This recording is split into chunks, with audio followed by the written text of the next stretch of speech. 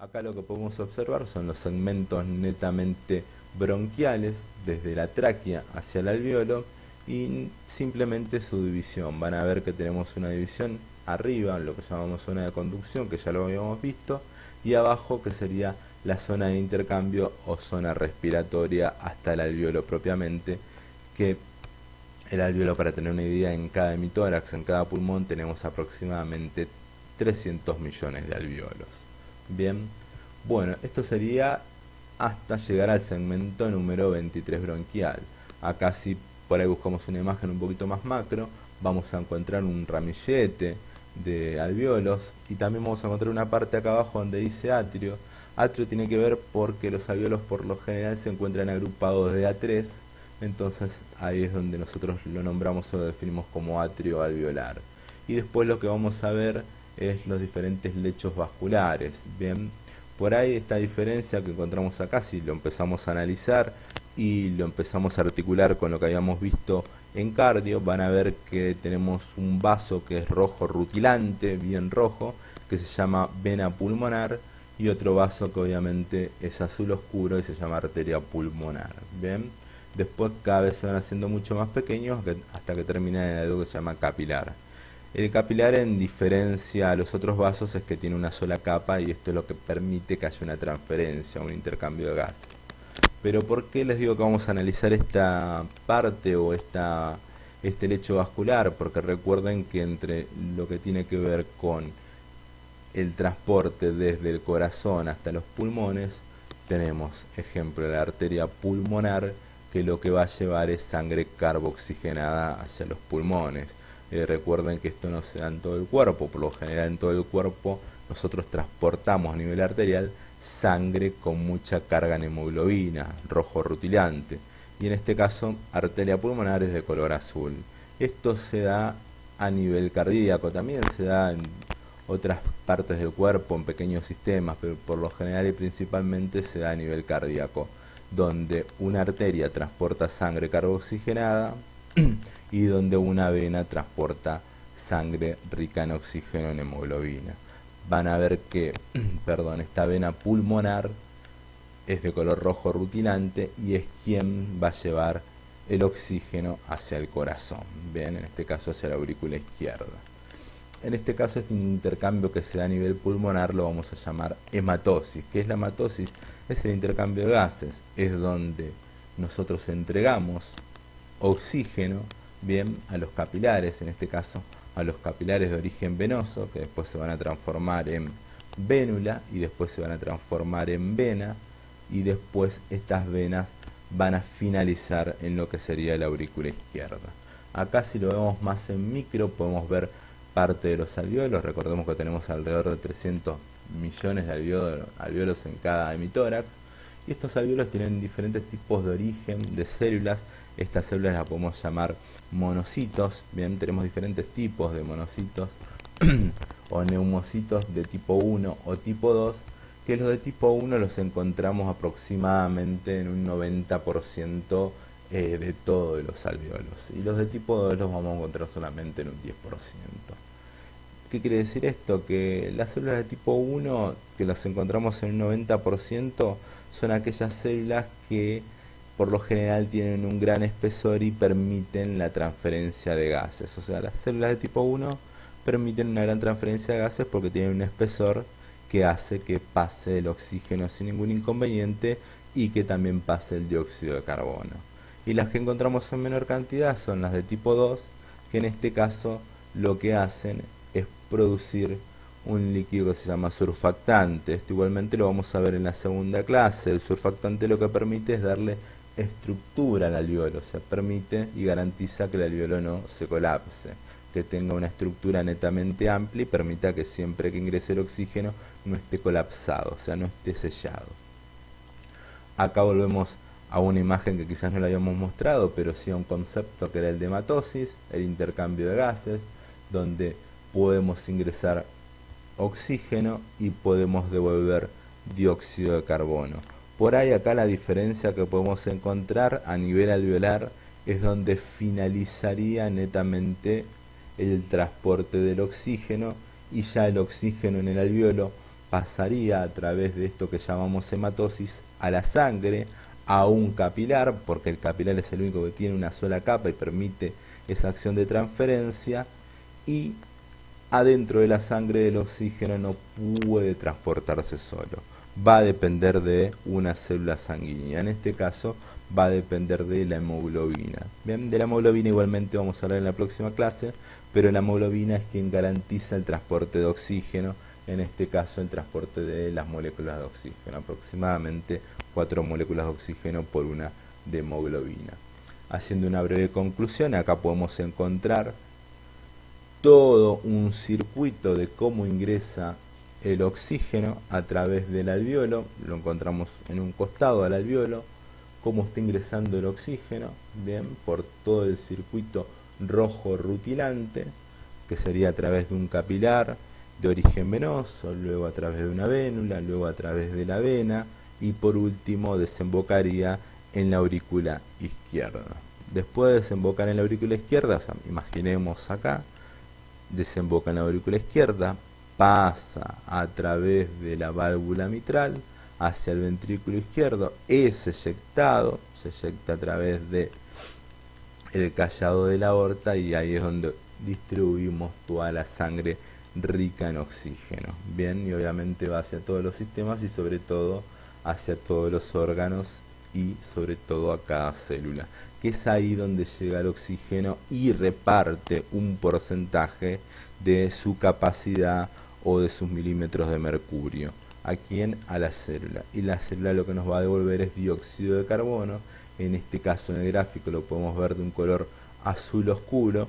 Y cómo retorna, como lo vemos con la flecha, puede retornar dependiendo donde esté la célula. Si está por debajo del corazón, va a retornar por la vena cava inferior hacia el corazón.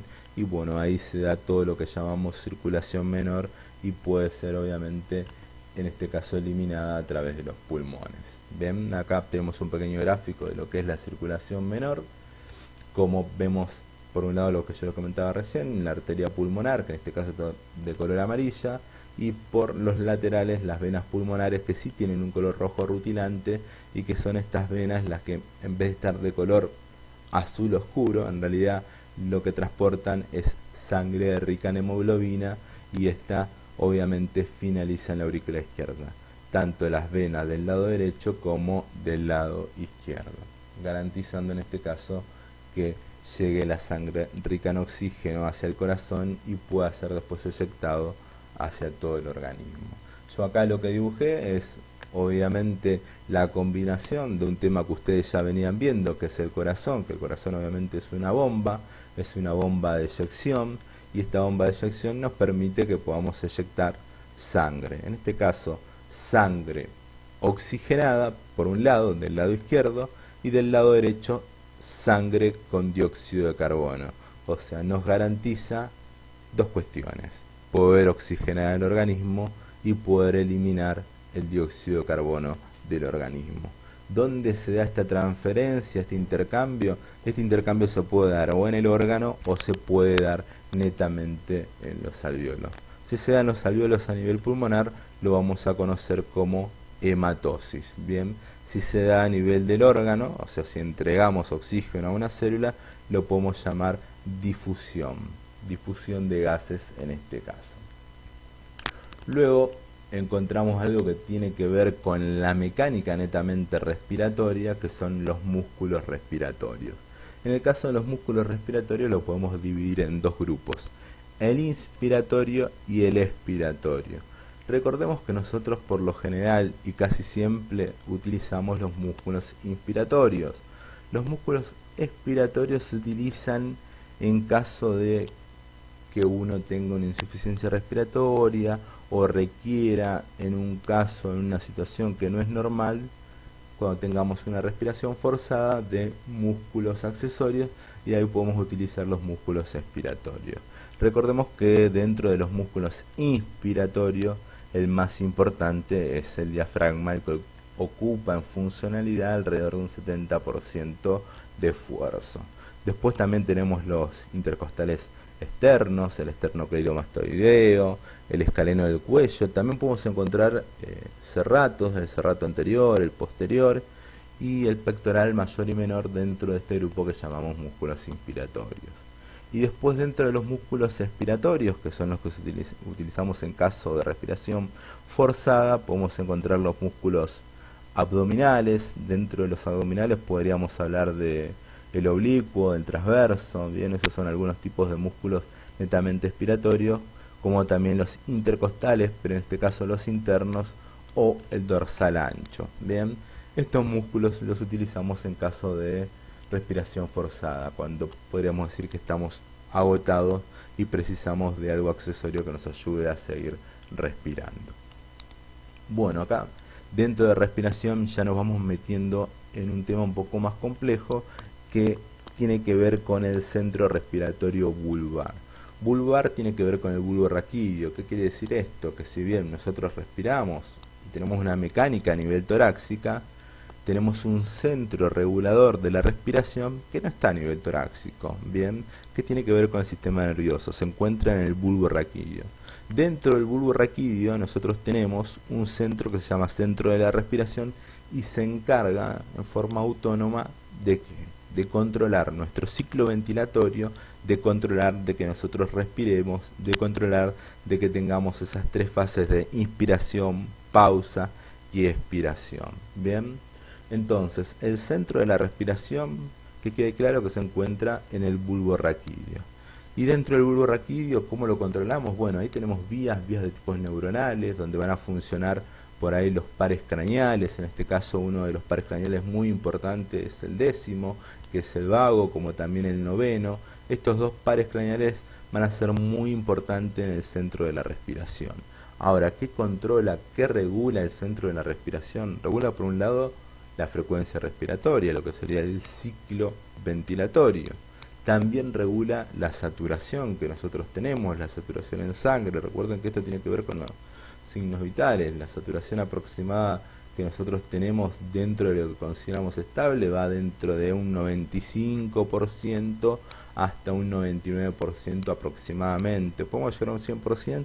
Sí, se puede llegar a un 100% de saturación, pero bueno, por lo general tenemos una cantidad de un 1% de oxígeno que nos acopla a la hemoglobina y por eso por lo general nos llegamos a un 99%, a no ser que por ahí tengamos algún dispositivo, oxigenoterapia, eso sí, por ahí hace que exceda ese porcentaje. Y después por otro lado tenemos lo que es el oxígeno O2, o si bien conocido como PO2, la P es de presión, que acá no aparece en esta diapo, pero la PO2, o sea la presión de oxígeno que nosotros vamos a tener en sangre, que ya en la próxima clase lo que vamos a hacer es, vamos a empezar a dividir y ver cómo desde la presión atmosférica nos quedamos con esta cantidad de presión de oxígeno de sangre que en valores limítrofes va de 80 a 100 milímetros de mercurio, que puede llegar hasta 108 milímetros de mercurio. Esta es la presión de oxígeno en sangre, y siempre que hablamos en sangre estamos hablando en sangre arterial, que es la presión de oxígeno que nosotros vamos a mantener en forma normal. En este momento yo debo tener una presión de oxígeno que va a ir entre 80 y 100 o hasta 108 milímetros de mercurio si estoy bien oxigenado. Y por otro lado lo que tenemos es el dióxido de carbono, que obviamente va a tener menor cantidad.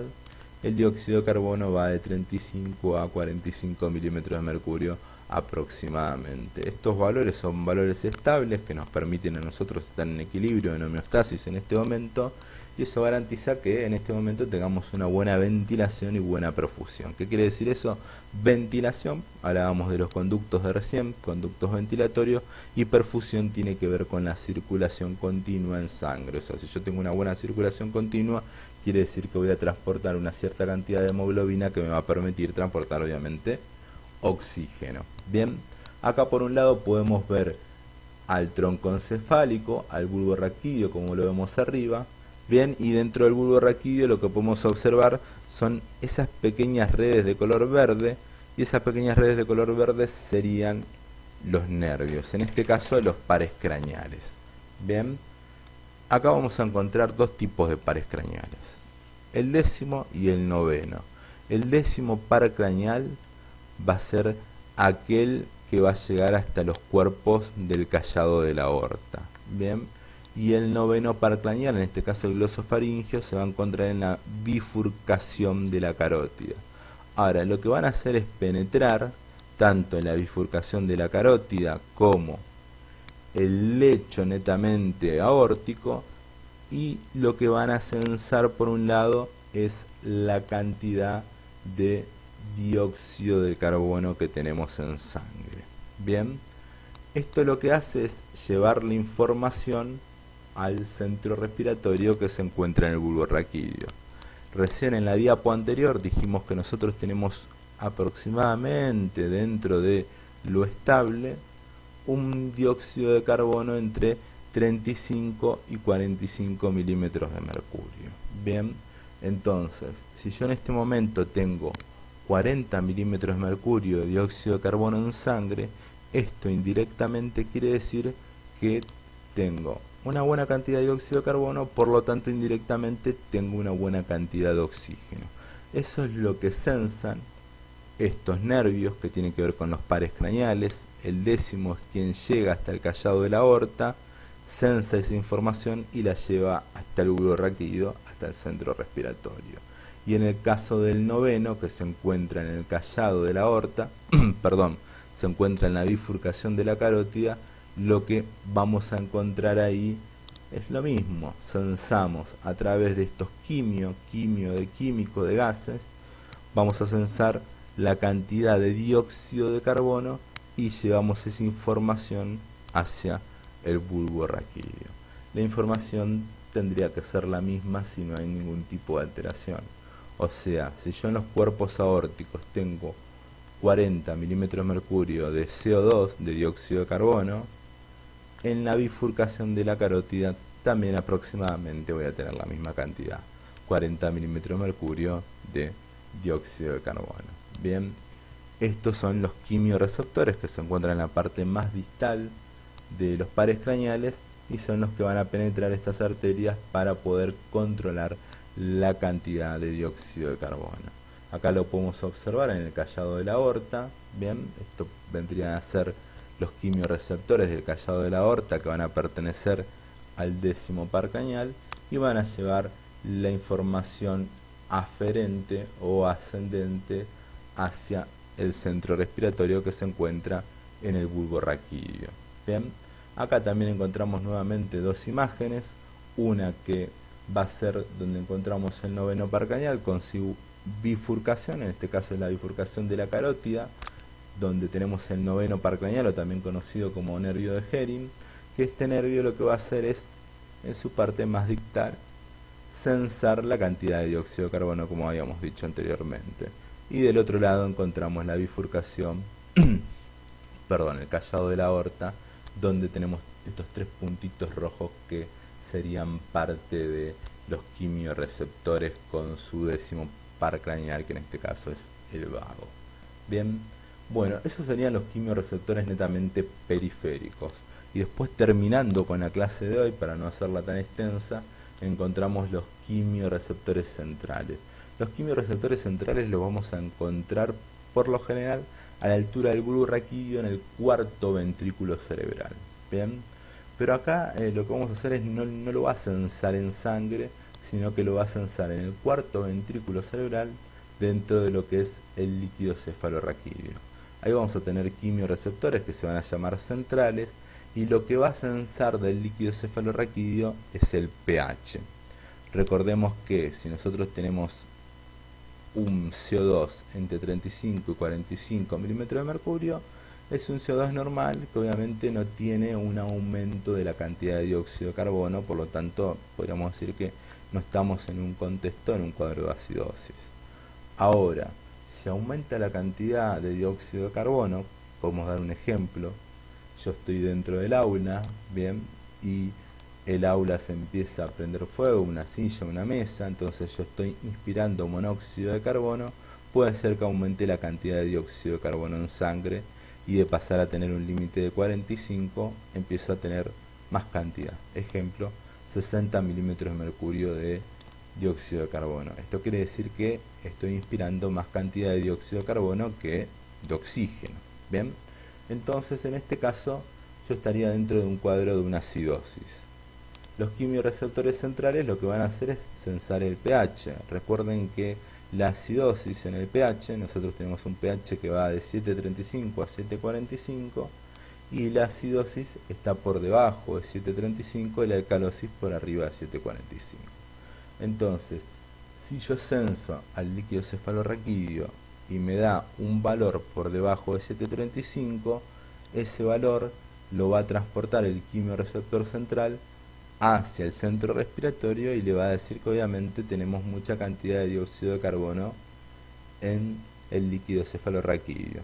Entonces, esto va a hacer que el centro respiratorio tenga que realizar un tipo de función o de compensación para empezar a ingresar más cantidad de oxígeno. Esto que puede ser que empecemos a hiperventilar, o sea, tener mayor cantidad de frecuencia respiratoria, ¿bien? Y de esta forma también lo que puede hacer es que nuestra mecánica muscular, que los músculos inspiratorios empiecen a funcionar mucho más rápido, y es más, si llegamos a una situación un poco más grave o potencialmente grave, que lamentablemente tengamos que usar los músculos expiratorios, que son los músculos accesorios.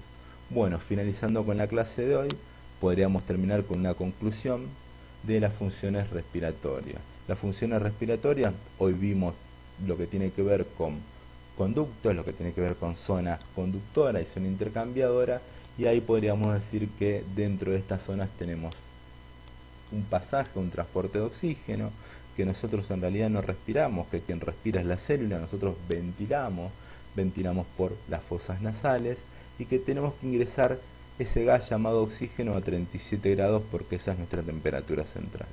Para eso nos va a ayudar obviamente, en este caso las fosas nasales, a través de un sistema que es el mucociliar, que nos va a permitir humedecer el aire, también calentar o atemperar el aire. Los cilios nos van a permitir filtrar las partículas, bien, esas partículas que ingresan y que pueden ser patógenas. Y por otro lado, obviamente la producción de moco lo que va a hacer es poder eliminar esas partículas que ingresan o esos microorganismos que ingresan y que obviamente no son favorables para el organismo. Entonces, hasta hoy finalizamos con lo que tiene que ver con la clase 1. Espero que les haya gustado, es un poco extensa, pero bueno, es parte de las generalidades del sistema respiratorio de la primera clase. Hasta la semana que viene.